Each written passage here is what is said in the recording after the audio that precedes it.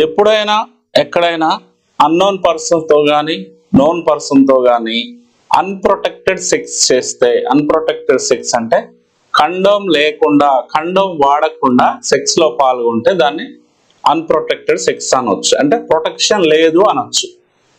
Protection లేకుండా sex లో పాల్గొన్నప్పుడు మనం హెచ్ఐవి కానీ ఏదైనా ఎస్టిడీస్ సుఖవ్యాధులు కానీ వస్తాయా అని భయపడడం సహజం.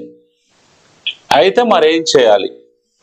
ముందుగా కండోమ్ వాడటం అనేది అన్నిటికంటే ఉత్తమం. సరే, కండోమ్ వాడలేదు, సెక్స్ లో పాల్గొన్నారు, ఇప్పుడు ఏం చేయాలి అంటే ముందు పానిక్ అవ్వద్దు, భయపడొద్దు.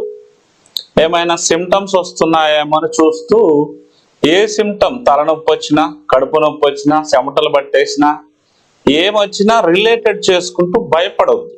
ఎందుకంటే అంత ఈజీగా సిమ్టమ్స్ ద్వారా మనకు హెచ్ఐవి వచ్చిందని కానీ